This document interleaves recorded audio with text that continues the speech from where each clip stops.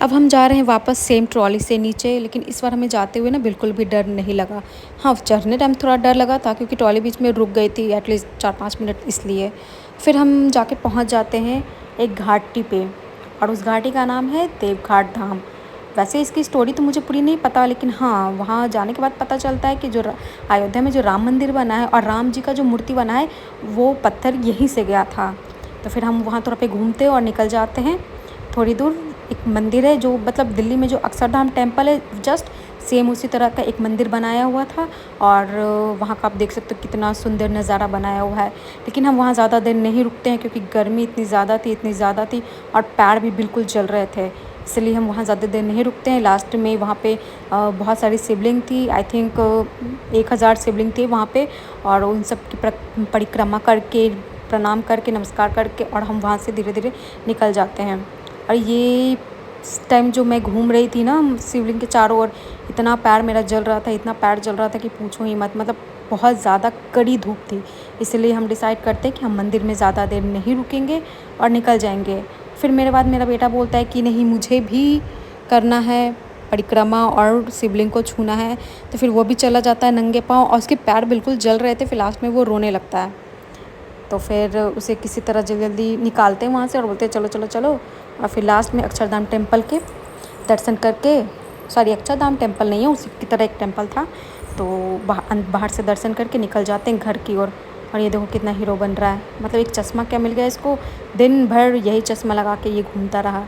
फिर हम निकल जाते हैं घर, और घर जाते ही हम कूद पड़ते हैं स्विमिंग पूल में क्योंकि इतने थक चुके थे। और इतना मतलब पानी भी इतना ठंडा था ना कि मतलब बिल्कुल भी मतलब गर्मी का एहसास ही नहीं हो रहा था, क्योंकि ऊपर से धूप था लेकिन पानी बिल्कुल ठंडा था, इसलिए थोड़ा मज़ा भी आ रहा था हमें भी और बच्चों को। और फिर स्विमिंग पूल में थोड़ा सा हम लोग मज़ा करते हैं, और उसके बाद हम लोग रेडी हो जाते हैं जाने के लिए धनुषा धाम। जानकी मंदिर आप लोग जानते ही होंगे, जानकी मंदिर से बस थोड़ा ही दूर है धनुषा धाम करके। वहाँ पे कहा जाता है कि राम जी ने जो धनुष तोड़ा था, वो उस धनुष का कुछ पार्ट टूट के यहाँ मंदिर पे गिरा था।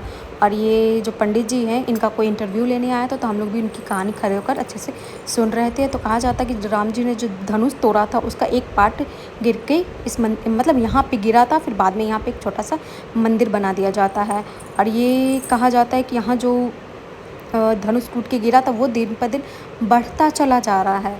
तो हमने वहाँ पे थोड़ी सी पूजा की, और फिर ये जो आप देख सकते हो, ये जो इतना फैला हुआ है दूर तक, वो मतलब बढ़ता जा रहा है। पहले ये इतना ज़्यादा फैला हुआ नहीं था, फिर ये धीरे धीरे धीरे धीरे करके क्या हुआ ना कि फैल गया।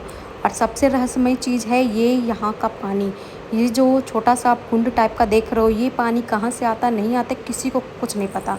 यहाँ तक कि पंडित जी का भी कहना है कि यहाँ बहुत लोग आए थे, पता करके गए, लेकिन किसी को कुछ नहीं पता चला। और ये पानी बहुत शुद्ध माना जाता है, लोग अपने देह पे डालते हैं, छींटते हैं। और कहा जाता है कि इसी पानी के थ्रू यहाँ का मतलब ये साल कैसा होगा बताया जाता है। ये पानी कभी ऊपर आ जाता है, कभी नीचे चला जाता है बहुत ज़्यादा। तो इस बार उन्होंने कहा कि ये पानी इस बार मीडियम में, मतलब फसल, मौसम, हर चीज़ मीडियम रहेगा, मतलब ज़्यादा बहुत तकलीफ़ की सामना नहीं करना पड़ेगा। तो ये है रहस्यमय पानी। और ये जो आप देख रहे हो, ये है धनुष जो गिरा था, वो दिन पर दिन बढ़ता चला जा रहा है पूरा का पूरा।